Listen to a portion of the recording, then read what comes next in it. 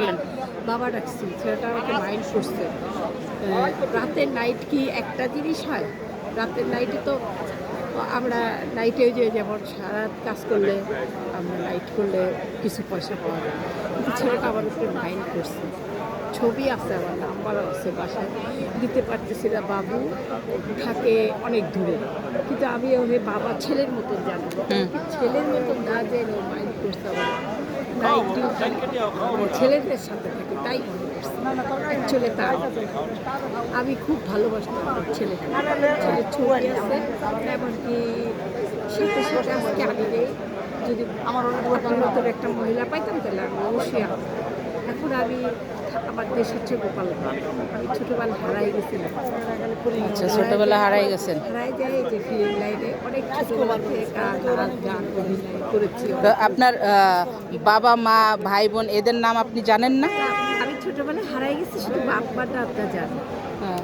আর ভাই বোনাদের চাস্তো ভাই ওদের নিজের বাবা মার নাম তো জানেন, গ্রামের নাম, তারপরে থানা জানি, খেয়াল আছে।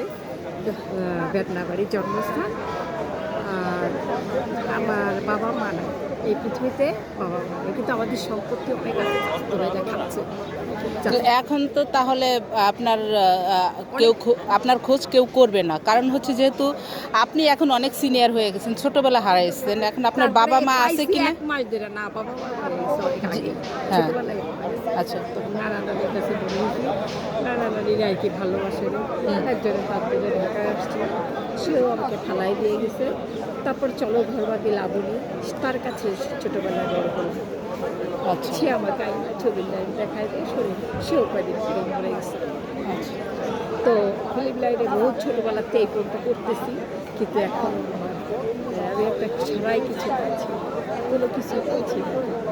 দেশের থেকেও আমি অনেক সম্পত্তি পাবো, রাস্তা ভাইরা খাচ্ছে, আমি কিছু পাই না। তার মানে আপনি এখনো শিল্পী সমিতির ভোটার হন নাই? হতে পারি না দেখে তো আপনি কি আজকে তো ভরা নাই, রোজা জানেন, সবাই তো খাচ্ছে যাচ্ছে, দেখছেন কোথাও খাইতে? না না না না না, আপনি বলেছিলেন যে আপনি রোজা আছেন, আমি আপনাকে ফল খাওয়ার জন্য বলেছিলাম। হ্যাঁ, আমি তখন না, আমি রোজা রাখছি, কিন্তু আমি এগুলা কখনো করি না। এত সামনে আসলে ফেস কেটে যায়। আচ্ছা, যাই হোক না, ঠিক আছে, আর যায় না, ওইখানেই দাঁড়ান। আমি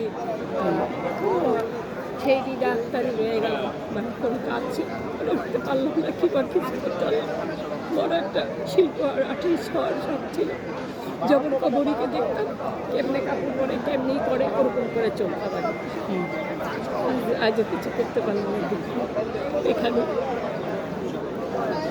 এই ছোটোর থেকে আমি কাজ করছি, ঠিক আছে।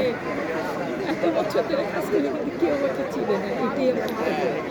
এখন আপনি কি ফিল্মে ওইরকম কোনো ক্যারেক্টার, মানে ভালো কোনো ক্যারেক্টার করেছেন?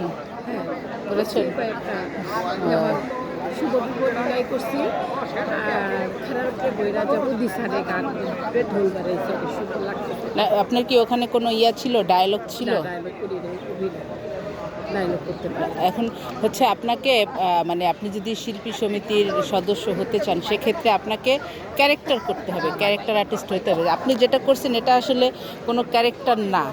হ্যাঁ, তা আপনি এত বছর এই ফিল্ম লাইনে আসছেন, আপনি কোনো প্রডিউসারকে, হ্যাঁ, প্রডিউসার বা ডিরেক্টরকে বলে কোনো ক্যারেক্টার, চাইছে আমি কই যা কথা কইতে পারো না, তাহলে আপনার দোষে আপনি ভোটার হইতে পারেন না, এই দোষ তো কারো না। হ্যাঁ, অভিনয় করতে বুঝি নেই, তাই তখন এই জন্য আমার খুব কষ্ট হয়।